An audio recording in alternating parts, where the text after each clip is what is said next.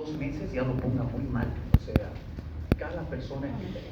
Cada persona tiene una idiosincrasia y bioquímica. El siguiente concepto, la reacción adversa a un medicamento. Según la OMS, es la reacción nociva y no deseada que se presenta tras la administración de un medicamento en dosis convencionales.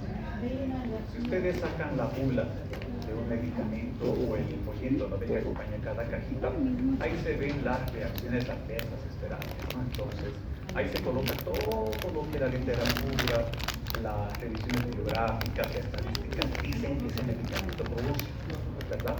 Entonces, en el tratamiento de estas enfermedades también vamos a ver reacciones adversas, también vamos a ver los RAMs. Esto lo saqué a la suerte, ¿no? Saqué estadísticas de reacciones adversas y de toxicidad para el tratamiento de la tuberculosis, para el tratamiento del VIH, ¿no? Entonces, con tantas estadísticas tan feas, un panorama aparentemente tan sombrío, siguiente por favor, nos preguntamos, ¿y por qué usamos medicamentos tan tóxicos, tan mala onda? Y aquí recordamos, ¿no?, lo que generalmente pasa en la consulta médica o cuando estamos en el mesón de la farmacia y se acerca una señora o un señor. Doctor, pero ¿y todos estos medicamentos no le van a dañar su riñoncito? O, doctor, me está dando ambroxol, amoxicilina, metamizol, dioxadol, ¿no le va a destruir su riñón? ¿No? Eso es porque nuestros pacientes escuchan mucho lo que dicen las comadres, los compadres, el barrio, ¿no? De que creen de que tomar toda la vida el tratamiento para una diabetes es tóxico, ¿no? O que tomar todos los días su media tabletita de losartán le va a destruir su hígado. Entonces nosotros no tenemos que criticar. Ayer la doctora Marley Parra dijo, somos profesionales en salud y nos guste o no nos guste, toda nuestra vida tenemos que educar. Sin tintes políticos, tenemos que afirmar que lamentablemente en nuestro país, en el tema de educación a la población, no avanza, ¿verdad?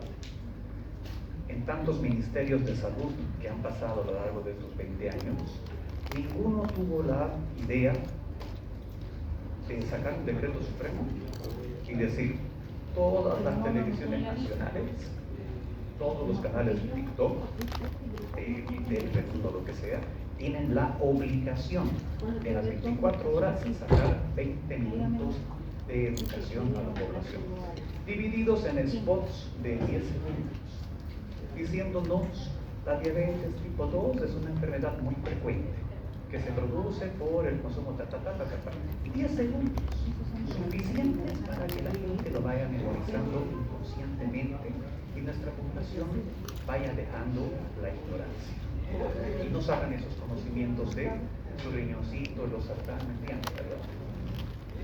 Eso de que el riñón y el hígado se pueda dañar por el uso de los medicamentos de forma constante es una posibilidad, ¿verdad? Es un 0,5 o un 0,05%. Mientras que morir por SIDA o morir por una hemoptisis masiva, de vomitar sangre por la tuberculosis, si no haces tratamiento, esa es una probabilidad. No podemos comparar un 0,05% a un 50%, por favor. ¿Cuál es el nombre de ustedes? Antes de comenzar eso, lo que ahí decía, riesgo-beneficio. Todas nuestras acciones como médicos, nosotros tenemos siempre el coeficiente riesgo-beneficio. Bien, hablemos de la tuberculosis. Las reacciones adversas a los medicamentos antituberculosos tienen su nombre, RAMs. Reacciones adversas a los fármacos antituberculosos. Y estos se van a tienen la probabilidad de producirse en dosis convencionales, ¿no? Generalmente se producen en los primeros 30 a 60 días, que es la primera fase del impacto, ¿no? Y es cuando nosotros como equipo de salud tenemos que estar atentos. Es cuando hay mayor riesgo de que el paciente abandone el tratamiento. Siguiente, doctor. Esas son algunas imágenes de lo que se puede producir o se puede dar en el tratamiento. Siguiente. Consideraciones. Los fármacos de primera línea para el tratamiento de la tuberculosis son los más eficaces y tolerados, pero pueden presentar efectos adversos. El tratamiento puede complicarse en el momento que no se utilizan algunos fármacos de primera línea. En caso de RAFAS, intentar rescatar todos los fármacos. A diferencia del tratamiento de VIH, en el tratamiento de la tuberculosis solamente manejamos ¿cuántos medicamentos? 4, 5. En el VIH manejamos más medicamentos. Por lo tanto, esta maniobra de retirar todos los medicamentos e ir metiéndolos de a poquito, uno por uno, para detectar cuál es el que está causando la reacción, es más fácil, mientras que el otro no, ¿verdad? Bueno, la detección de las RAFAS tiene que ser precoz, ¿verdad? Antes de que mi paciente ya está con una falla hepática y yo tengo que detectarlo. Esto es fácil en el tratamiento de la TB porque nosotros como equipo de salud tenemos la estrategia DOTS. Si alguien no conoce, la estrategia DOTS consiste en que el paciente tiene que ir todos los días a tomar su medicación al centro de salud. Es por eso que al paciente que es detectado con tuberculosis se lo transfiere al centro de salud más cercano a donde vive. Y así se hace durante un mes, hasta que más o menos ya le tenemos confianza al paciente y le damos su cita para los 7 días. ¿Y qué pasa si el paciente no viene? Ahí es donde resaltamos la labor del equipo de enfermería, ¿no? Que ellos se desplazan al lugar para ver qué está pasando, por qué no viene, etcétera, etcétera. 10% de los pacientes internados presentan RAFAS, 15 a 30 presentan por lo menos una reacción adversa en el tratamiento de la tuberculosis, ¿verdad? O sea, un 20% de los pacientes que han tenido tuberculosis y que han hecho tratamiento han tenido alguna reacción adversa. Siguiente. Eso ya son las primeras adversas en la piel. Siguiente. La clasificación de las RAFAS por su mecanismo desencadenante. Órgano de estilo diana, dependiendo dónde se van a manifestar. Y también vamos a clasificarla por su intensidad, leve, moderada, grave. Nosotros, como atención primaria de salud, podemos ver RAFAS y tratarlas hasta un nivel leve, moderado. Pero cuando ya son criterios de gravedad, tenemos que referir el paciente. Hay otras, ¿verdad? Reacciones adversas, RAFA leve es un evento autolimitado o controlado con medicación sintomática. Medicación sintomática estudiante significa si el paciente tiene ardor en el estomaguito, ¿qué le puedo recetar?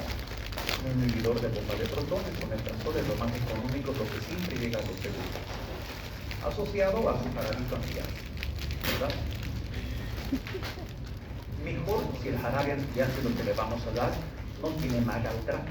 No se olviden que el magaltrato tiene como mecanismo de acción adherirse a las paredes estomacales y puede hacer que disminuya la absorción.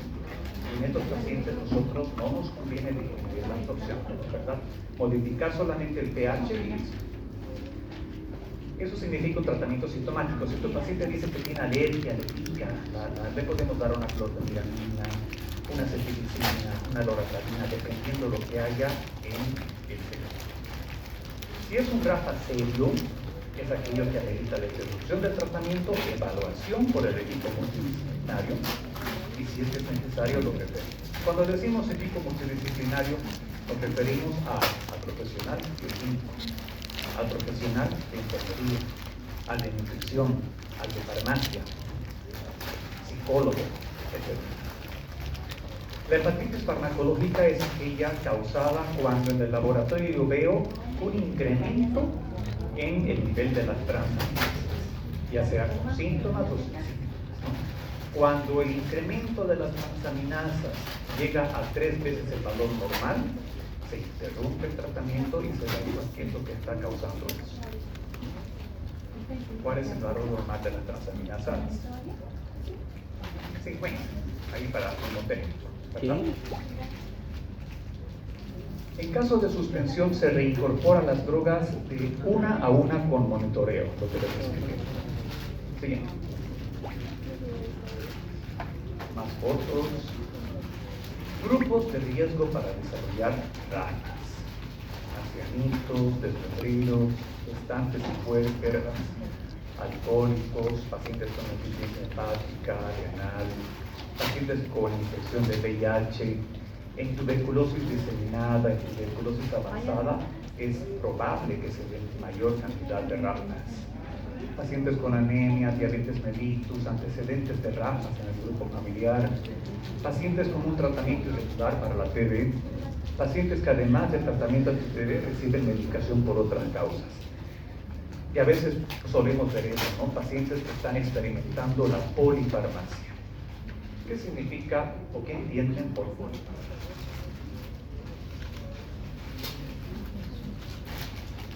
Polifarmacia.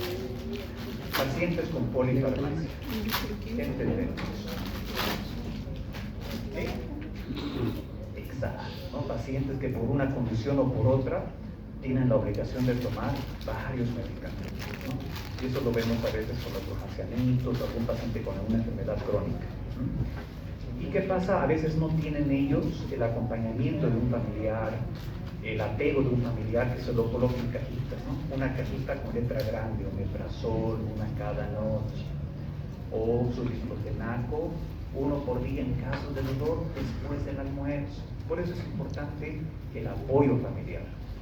Siempre tiene que haber un nieto, tiene que haber un sobrino, aunque sea le damos su dinerito, pero para que se encargue de hacer este acompañamiento.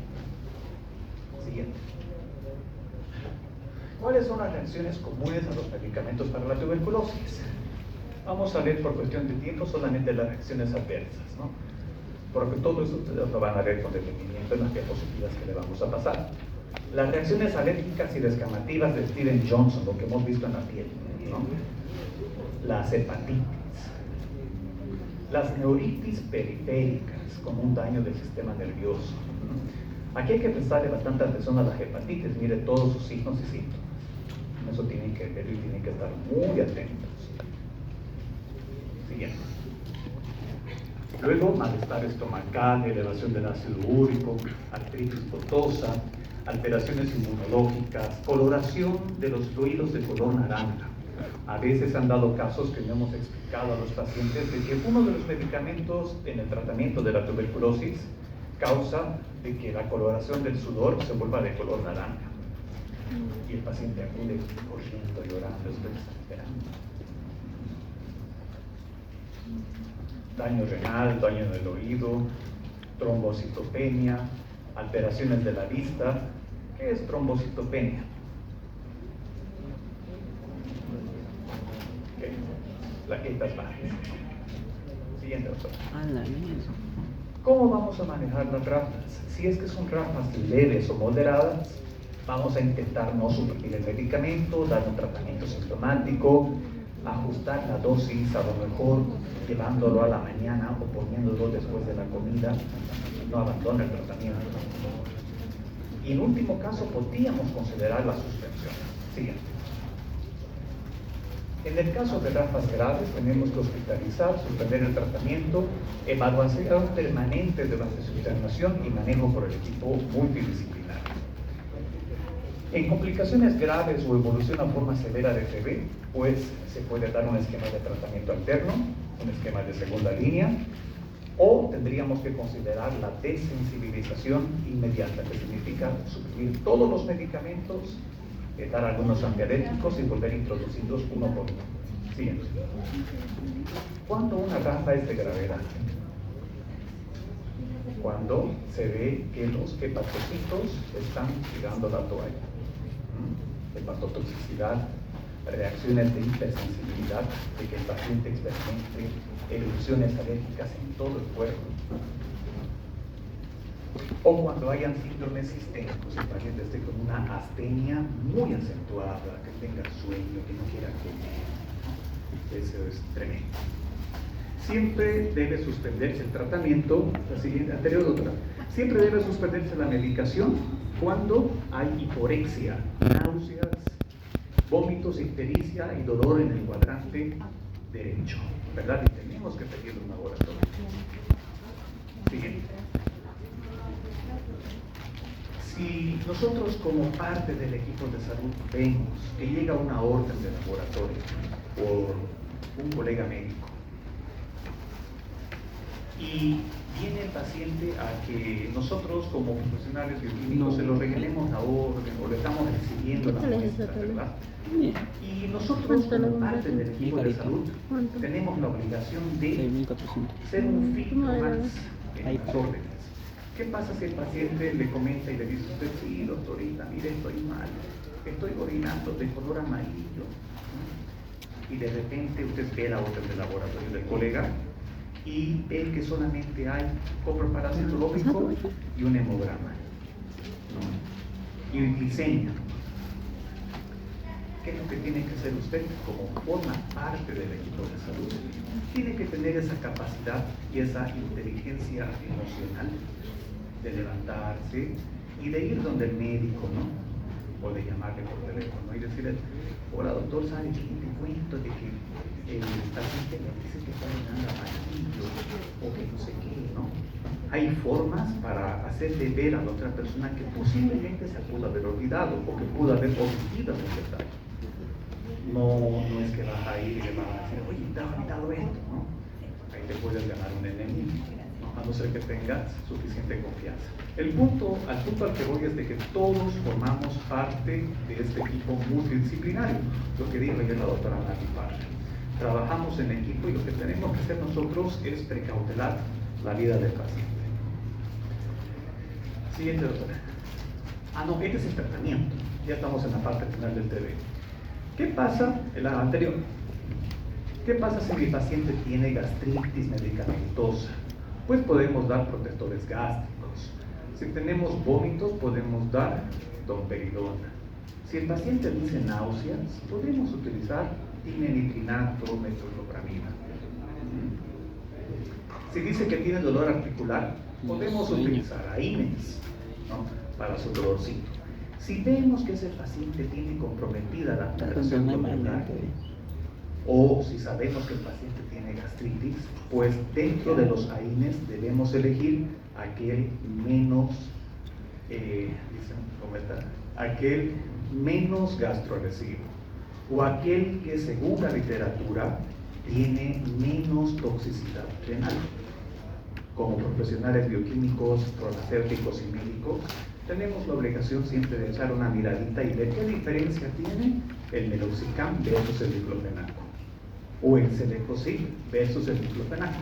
Lamentablemente en los seguros tenemos diclofenaco que es muy gastrolesivo. Si mi paciente tiene neuritis periférica, pues vamos a dar complejo B. Si tiene síndrome vestibular, mareos, podemos hacer una interconsulta con el especialista, pero mientras podemos darle dimenitrinato. A veces las programaciones o a veces las interconsultas para que vaya resultan un poco largas, complicadas, pero nosotros sabemos que hay medicamentos que pueden utilizar o pueden disminuir esos mareos. Si vemos que el mareo disminuye dándole 1 o 2 días de dimenitrinato, pues evitamos que el paciente se exponga a subirse un micro, a que lo atropellen, a que llegue al lugar y no haya programación. A lo mejor es una persona pobre que viene para el siguiente. En caso de nephrotoxicidad, ototoxicidad, neuritis retrovulvar, con ya cosas más graves de que la alteración de los colores esté comprometida o que haya una hipersensibilidad medicamentosa, eso sí ya es para un manejo de segundo nivel. Siguiente. En todos estos, igual, hipersensibilidad generalizada, síndrome descamativo, hepatitis medicamentosa, coluria, púrpura trombocitopénica, petequias, equimosis, moretones, es para referir al paciente a tercer nivel. Nosotros no podemos manejarlos porque nuestra capacidad resolutiva es de primer nivel y vamos a someter a un riesgo al paciente mientras más tiempo se quede con nosotros. Y nunca se olviden, estimados colegas, siempre hacer firmar el acta de que ustedes están informando al paciente, ¿no? Actualmente estamos lamentablemente en una época en la que todo es firmado y todo tiene que tener un consentimiento. A veces no sé, dejarnos influenciar o por una situación determinada. Sí, pobrecito, sí, no sé, no va a ir, o su tía o su hermano va a ir más rápido. Puede ser, pero puede ser que no, luego vengan y nos hacen una escala. Siguiente. Ahora sí vamos a ver a la patología del VIH. Siguiente, doctora. Todos estos son los medicamentos que utilizamos en el tratamiento de esta enfermedad. A diferencia del esquema para la tuberculosis, son varios, ¿verdad? Siguiente. Pero tantos medicamentos y tantos posibles efectos adversos nos hacen pensar, ¿vale la pena? Esta estadística muestra que sí vale la pena.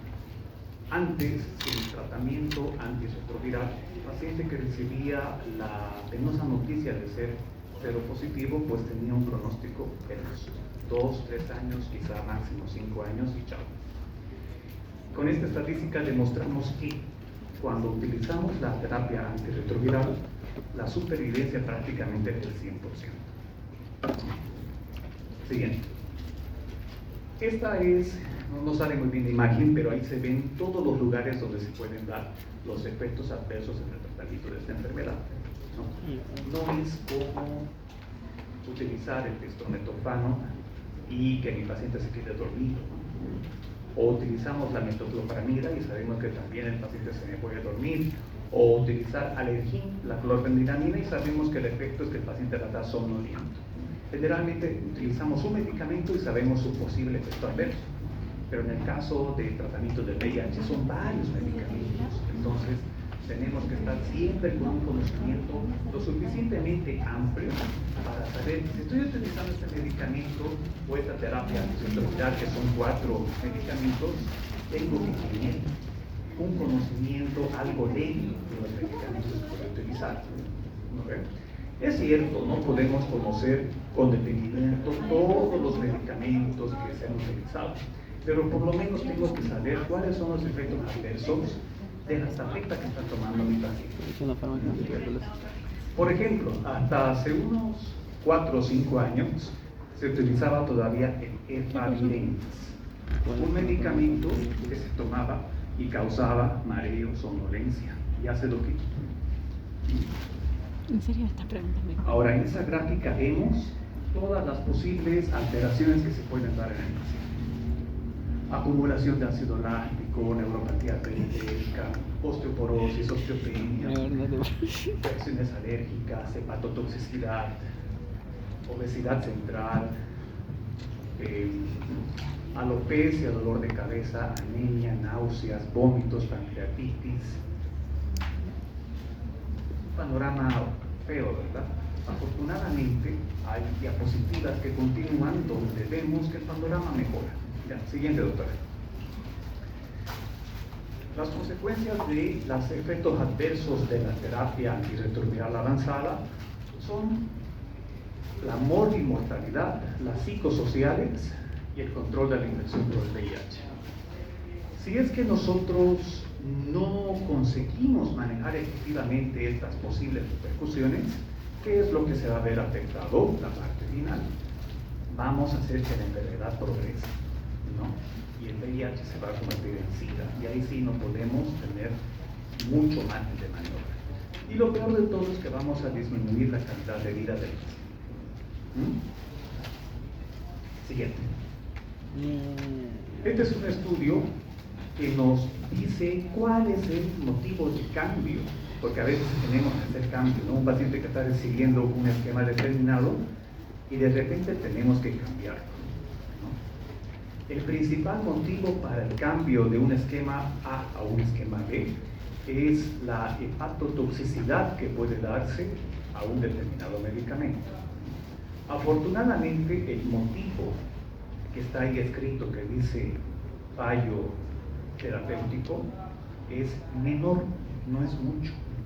¿Qué significa fallo terapéutico en el tratamiento antirretroviral? ¿A quién se le ocurre?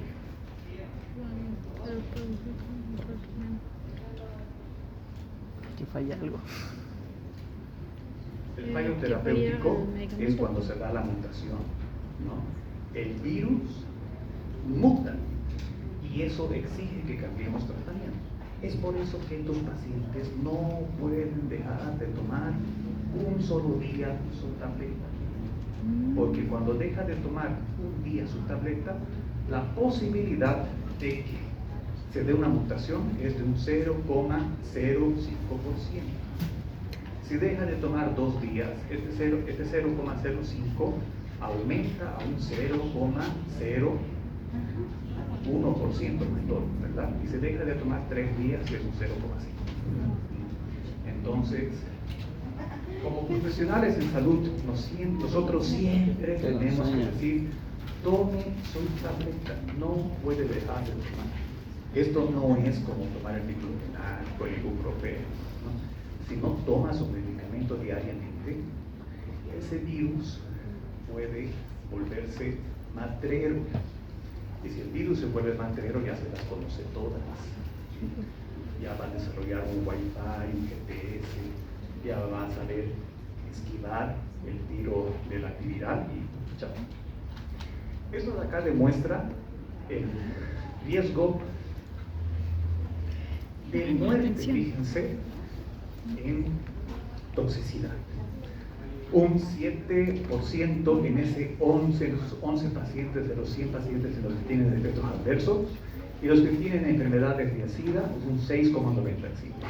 Es un porcentaje discreto, pero no deja de ser significativo. Siguiente. Esto nuevamente demuestra de que el principal motivo para cambiar el esquema es la toxicidad. Entonces, nosotros como profesionales de salud tenemos que estar atentos a los signos de toxicidad que se puedan dar. Siguiente. ¿Cuáles son los factores favorecedores de la toxicidad del tratamiento antirretroviral? Así como la tuberculosis tenía factores de riesgo, el VIH también. ¿Me ayudan a leer? ¿Cuáles son?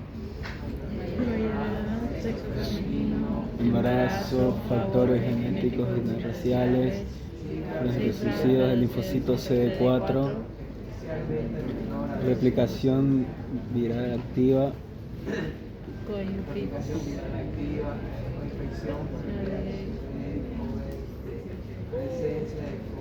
puta, estoy ciego, Tratamiento de Coyotaro. Creo que voy a ponerles una solución de hipertrofia a cada uno de ustedes. Yo tengo 42 años, estoy con una fuerza de bucal mayor a todos ustedes. Los duplico en edad. De verdad, no me como si fueran diez. Lo bueno es que he podido comprobar su agudeza visual, ¿verdad? A pesar de estar pegados al teléfono todo el día, sus ojos están bien. Entonces hay todos los factores que pueden favorecer que se puedan dar una toxicidad. Hay una cosita que se llama adaptación, ¿no? Exposición al virus de la hepatitis B, al virus de la hepatitis C, y también el tratamiento concomitante con otras opciones terapéuticas. Polifarmacia. Siempre ustedes tienen que hacer lo posible para que su paciente no tenga la necesidad de tomar otros medicamentos más. Si por ejemplo el paciente dice, ay doctor, yo tomo todos los días mis 3 diclofenacos de 50, mejor reducirle, mire señora, hay que explicarle. Yo sé que le duele su rodillita, lo que sea, pero si toma muchos medicamentos puede dar este problema. Hay que hacerle entender de que hay opciones que es de una toma diaria, el Meloxicam, por ejemplo.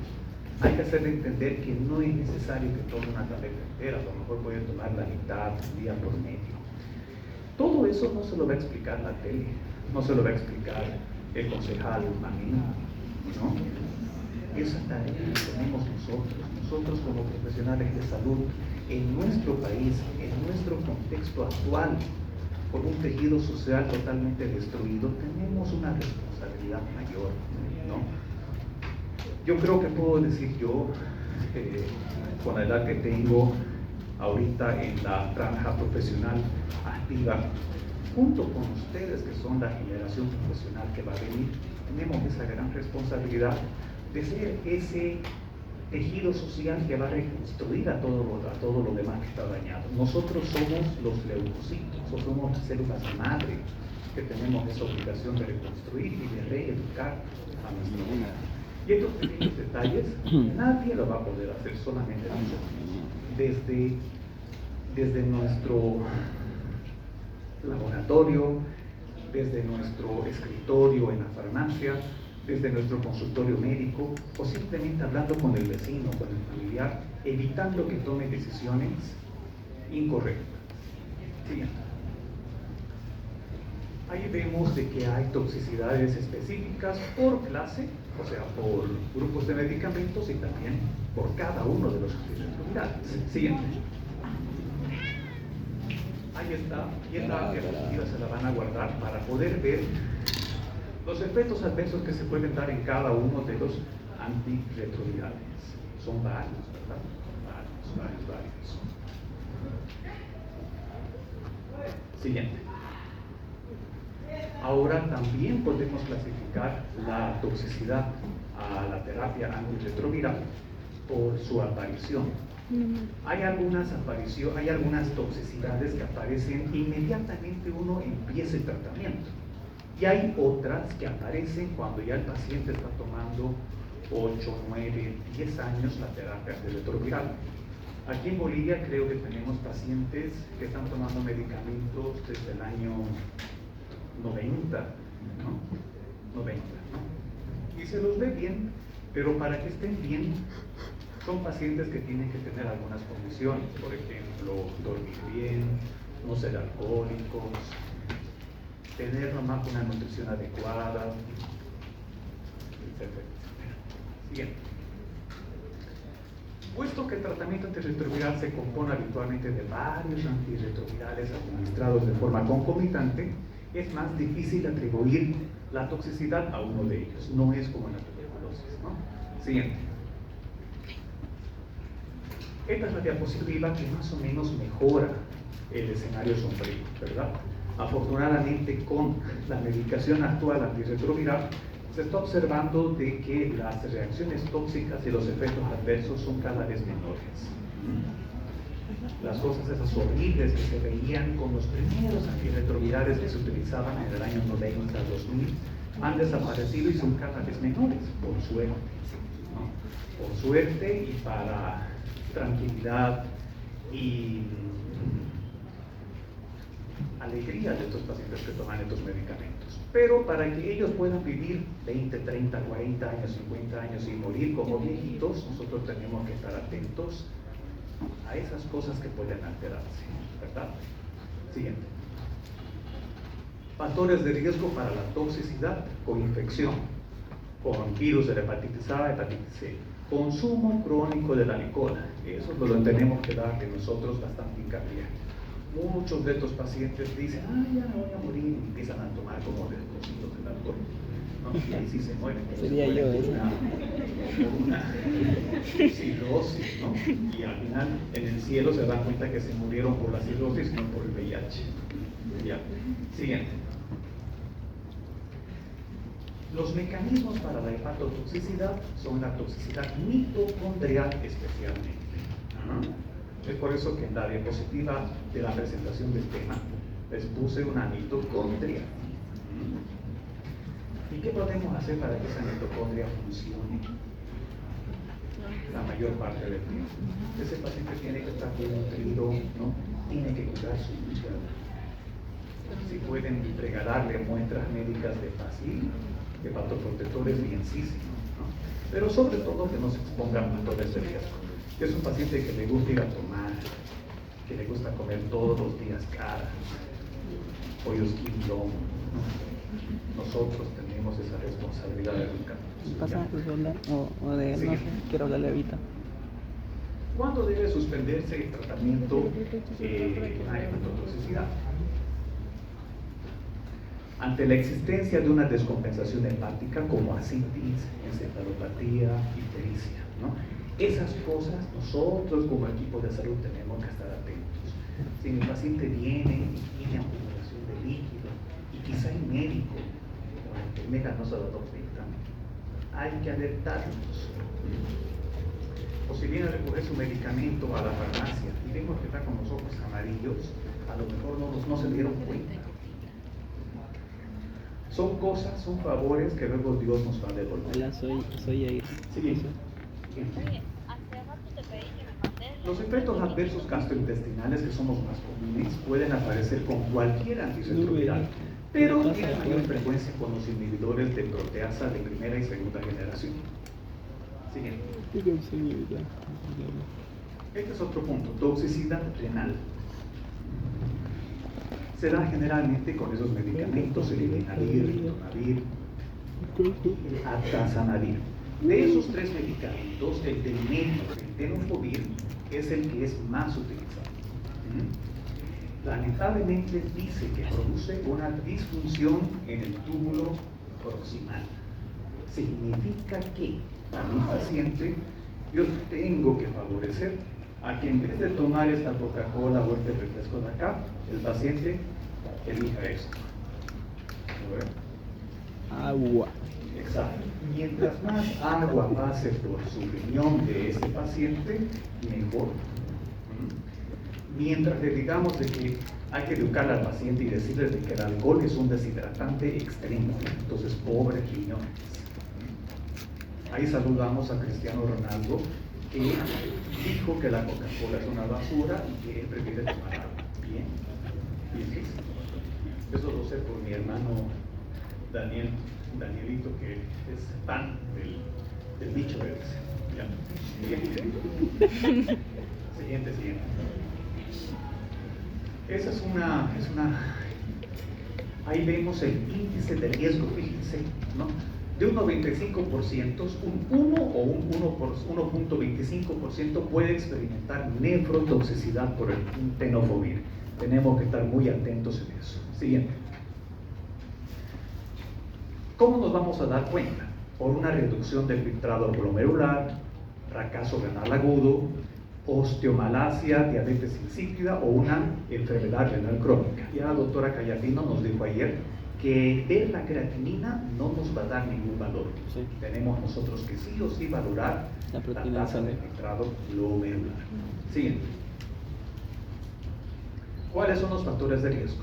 Existencia previa de un filtrado glomerular bajo, nefropatía previa, o sea, si mi paciente ya llega con un diagnóstico de diabetes mellitus tipo 2, tenemos que levantar las orejas y antes de iniciar el tratamiento, sugerir al médico, ¿no? Doctor, mire, este paciente había tenido antecedentes de esto, hagámosle un filtrado glomerular, yo voy a hacerlo todo, yo lo voy a hacer, no se preocupe, ¿no? Listo. Que el paciente sea negro, de edad avanzada, ¿no? Y con cifras bajas de Negro. CD4. Siguiente. Qué racista. Efectos adversos metabólicos. Esto sí es una regla, ¿no? Suben los triglicéridos, el colesterol malo y baja el colesterol bueno. Siempre van a ver eso en la química sanguínea. Ya vamos a ver más adelante el tratamiento. Me voy a apurar. Siguiente. Anomalías de la distribución de grasa. Esto igual lo vamos a verlo rápido. La lipoatrofia, lipoacumulación central, formas mixtas y lipomatosis. Tengo imágenes más adelante. Siguiente. Lipoatrofia. Miren cómo se les hace la carita. Esa nalga. Pierden la grasa en las extremidades inferiores, en los glúteos y en la cara. Esto más que todo, pero se veía en los primeros antirretrovirales, ¿no? Los que tomaban, no me acuerdo qué ahora, qué estrellas, pero ya, ¿no? Actualmente los antirretrovirales actuales no tienen un porcentaje significativo de esto. Siguiente. Esa es la lipoacumulación central, el abdomen, el cuello, la espalda de forma de giro. Siguiente. Esa es la lipomatosis, que se haga una bola de grasa en algún lugar. Siguiente. Esa es la lipodistrofia en formas mixtas. Fíjense, la grasa tiene diferentes patrones de acumulación. Siguiente. Trastornos metabólicos relacionados con el TAR, síndrome metabólico, dislipidemia, resistencia a la insulina, diabetes. Por eso no nos debe extrañar que un paciente ya con un tratamiento del VIH prolongado de 10 días, que no tenga antecedentes de diabetes mellitus, de repente empieza a desarrollar unos 126 miligramos de glucosa en ayunas. O de que empiecen a tener pruebas coagulatorias alteradas. Siguiente. Esta imagen es solamente ilustrativa. Sigamos. También se puede dar la desmineralización ósea. Y esto ya es descrito en la parte final, que es la parte más emocionante de la exposición. Siguiente. Siguiente. Esta es una gráfica que muestra que efectivamente en pacientes que están largo tiempo con la terapia antirretroviral, lamentablemente se puede dar una osteopenia y una osteoporosis. O sea, pacientes de 39, 40 años de repente experimentan una fractura rara y no es congruente, ¿no? Una persona de 40 años con una fractura. Siguiente. Aparte, hay otros efectos adversos: toxicidad mitocondrial, efectos retinoideos, trastornos de la pigmentación, hiperbilirrubinemia, ginecomastia, disfunción sexual y algunos otros factores más que la literatura y la bibliografía nos va a reportar. Siguiente. Ahora sí pasamos al sumum de la exposición, que va a ser lo más rápido y lo más intenso. ¿Qué vamos a hacer nosotros como equipo de salud para tratar la anemia en estos pacientes que reciben TAR? Obviamente la educación, ¿verdad? Tenemos que educar al paciente y tenemos que darle una alimentación dietética. Si es un paciente que tiene anemia, pues vamos a favorecer de que el paciente consuma sobre todo verduras verdes, carne de res. En algunos casos tenemos que valernos de la eritropoyetina para estimular la síntesis de eritrocitos y en casos severos la transfusión sanguínea. Ahora, afortunadamente la anemia no se va a dar con todos los antirretrovirales. Generalmente se da cuando se utiliza la citopurina, ¿no? Entonces, si es posible y si vemos que el paciente tiene mucha anemia, pues tenemos que considerar el migrar a otra opción farmacológica. Siguiente. Dislipidemia. Esto es muy frecuente. ¿Con qué fármacos podemos controlar la dislipidemia?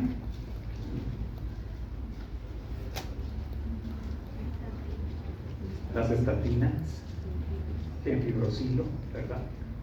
Podemos apoyarnos con la suplementación de omega 3, 6, 9. Aparte de controlar la dislipidemia, los omegas tienen un potente efecto antiinflamatorio. Está demostrado que pueden contribuir a disminuir la inflamación del endotelio vascular. Por consiguiente, reduce la posibilidad de que se puedan formar ateromas, ¿verdad? Aparte de ello, la actividad física. Si es un paciente que tiene una dislipidemia y tiene unos triglicéridos de 200 miligramos, ¿vamos a utilizar estatinas en ese paciente? No, ¿verdad? Solamente vamos a utilizar estos medicamentos cuando estos niveles exceden el doble. Si no son muchos, podemos tratarlo con una orientación de que tiene que hacer ejercicio, no puede comer frituras. Explicarle de que los medicamentos como las estatinas tienen un efecto adverso que puede llevar a la sarcopenia, a la rhabdomiólisis. Van a investigar qué es eso. Y la actividad física. Sí. Se ha visto anteriormente de que el TAR, sobre todo de forma tardía, puede llevar a alteraciones metabólicas. Si es que mi paciente penosamente va a desarrollar una diabetes mellitus tipo 2 y su glicemia no baja a pesar de que está haciendo deporte, está cuidándose las comidas y no baja su glicemia de 160, 150, 165, pues vamos a utilizar las biguaninas. Empezamos con el fórmula. No nos olvidemos que en la parte renal, ya lo dije hace un momento, tenemos que favorecer sobre todo el consumo de agua. Tenemos que eliminar los hábitos nefrotóxicos, la polifarmacia. Si es un paciente que está teniendo problemas o una formación de microlitiasis, tenemos que reducir el exceso de medicamentos ahí. Si tenemos que utilizar algún medicamento antibiótico por algún motivo, pues mejor evitemos los aminoglucósidos. Ustedes saben de que los aminoglucósidos tienen la característica de ser nefrotóxicos. Hay medicamentos farmacoterapéuticos como el Robatinex, que se puede tomar 1, 2, 3 veces por semana, y la literatura dice que tiene el 50% de posibilidades de evitar la formación de microlitiasis. Orientación dietética, actividad física. Siguiente. Efectos adversos del tratamiento de la lipodistrofia. Si mi paciente está empezando a tener una pérdida de musculatura en las piernas, pues tenemos que indicarle, tenemos que incentivarle a que tenga que hacer actividad física, un trote, musculación, bicicletas. En aquellos casos, cuando ya no podamos corregir eso, hay opciones quirúrgicas, como la redistribución de grasa, ¿no? Eso que lo manejan en la parte estética de llevar grasa del abdomen a los glúteos. También se puede hacer del abdomen, llevar a las manos, al rostro, a las piernas. Y déjenme decirles que el famoso Sculptra, que han debido escuchar bastante por Lindsay Lohan, es un medicamento que existe ya hace 20, 30 años y se lo utilizaba, o se lo utiliza mejor dicho, para tratar la lipodistrofia facial, ¿no? Ese medicamento se lo inyecta en el rostro de los pacientes que están largo tiempo con el tratamiento antirretroviral y produce la síntesis de colágeno, es decir, que la carita vuelve a rellenarse. Y con eso el paciente está tranquilo porque se quita ese bicho psicológico de que lo van a reconocer por la cara. En el tratamiento de las neuropatías, pues tenemos que valernos de una suministración masiva de complejo B en el caso de que tengamos una neuritis muy pronunciada.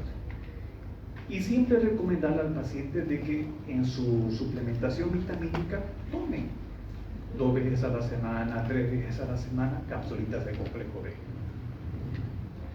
Para eventos ya avanzados, hay medicamentos que están disponibles, esfingolípidos. Los esfingolípidos son aquellos medicamentos que van a reconstituir la cubierta mielínica de los nervios. Acá en Bolivia tenemos este medicamento con el nombre del núcleo CNP Forte, que viene en cápsulas y en inyectables. Se utiliza también para el tratamiento de las parálisis faciales. Si el dolor es muy fuerte, podemos valernos de analgésicos neuropáticos como el tramadol, la pregabalina, obviamente acordándonos de las recomendaciones terapéuticas, ¿no? La pregabalina dice produce sueño, mareos, por lo tanto es mejor administrarlo de noche. Como en todos los demás, tenemos que indicar la fisioterapia. Cada vez está más validado el apoyo del profesional fisioterapéutico para fortalecer algunas estructuras musculares y nerviosas.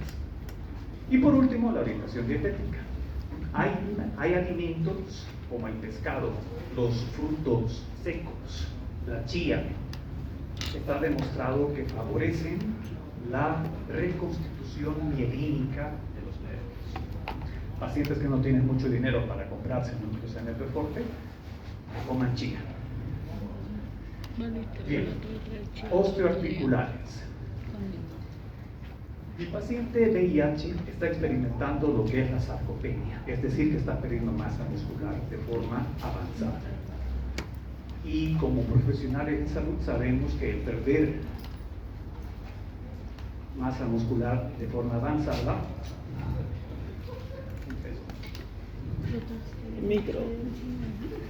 lo dejé ahí por si acaso no se dije.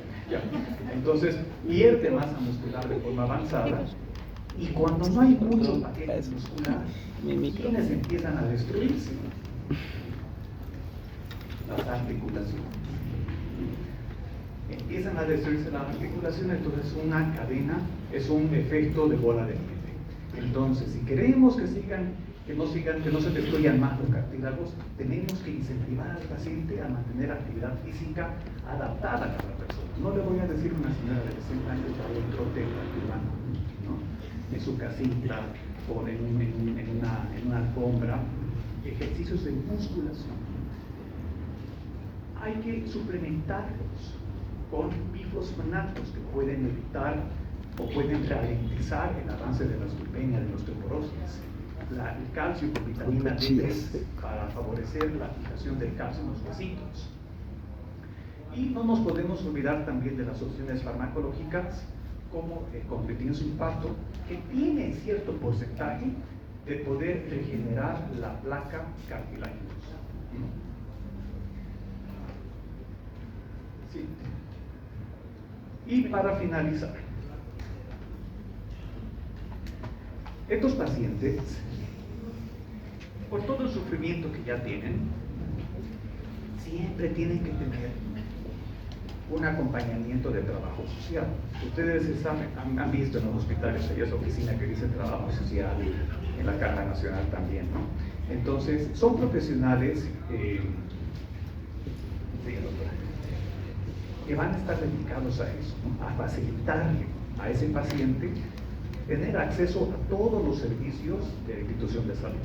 Esa paciente, mejor dicho, esa licenciada o ese licenciado en trabajo social, tiene que movilizarle para explicarle al paciente si ha perdido su ficha o no puede volver, tiene que darle una mano. Son pacientes que además, de vez en cuando, es necesario un acompañamiento psicológico. Puede ser que haya pacientes que tengan bastante inteligencia y resiliencia para llevar tranquilamente su enfermedad, pero hay otras personas que no son tan evolucionadas, ¿no? Y que necesitan tener soporte, que necesitan tener a alguien que le diga tranquilo, le vas a hacer bien, o tranquila. Y por último, asesoría legal. Hay situaciones en las cuales, por ejemplo, el paciente tiene derecho a la confidencialidad, ¿no? Y no puede ser que la enfermera o el portero u otro esté exponiendo su condición. Hay un marco legal en Bolivia que protege a estas personas, es conveniente revisarlo. Para finalizar esta conclusión, en el tratamiento de estas dos patologías debemos precautelar siempre el pronóstico más favorable a la mayor cantidad posible de años. Afortunadamente, el avance de los medicamentos lo está permitiendo siempre y cuando el tratamiento de estos pacientes sea longitudinal, continuo e integral.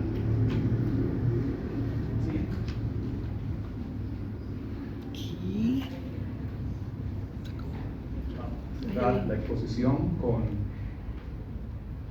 ese pensamiento de la doctora Hidalgo, a la cual agradezco mucho por haberles extendido su invitación a participar en este curso.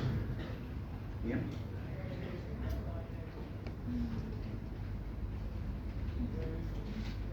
Pero no lo voy a leer.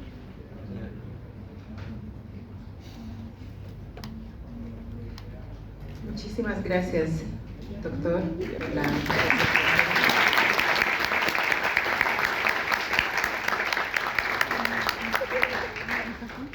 excelente presentación.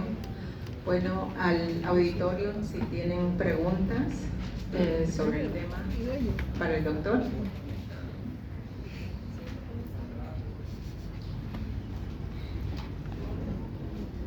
¿Su micrófono o lo digo así?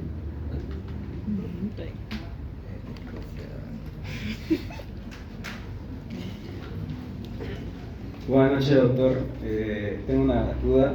En el tratamiento de los efectos adversos, en el caso de la anemia, el aumento del consumo de proteínas salía en su diapositiva y tenemos de base una nefropatía. Obviamente vamos a tener un mal filtrador glomerular, vamos a tener proteínas altas en sangre. ¿Qué se recomienda ahí si pasa este efecto adverso de este fármaco? Ya que en las nefropatías se necesita un consumo bajo de proteínas. Gracias, querido estudiante.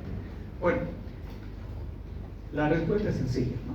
Cada paciente es un mundo diferente, ¿no? Entonces, nosotros en teoría, antes de empezar el tratamiento antirretroviral, solicitamos a un paciente toda su química sanguínea, incluida el clearance de la parte renal. Ciertos pacientes tienen una nefropatía severa y no pueden consumir nada de proteínas. Siempre hay un margen de vencido. Es cierto que nosotros tenemos que consumir 120 gramos de proteínas por día. En estos pacientes podríamos trabajar con la cantidad mínima, que son 20-30 gramos. Además, no nos olvidemos que podemos utilizar suplementos como el sulfato ferroso, fumarato ferroso, diferentes opciones de más fácil asimilación que la industria farmacéutica nos ofrece. Muchas gracias. No me repone nada. El siguiente es que el paciente con TB ¿Qué?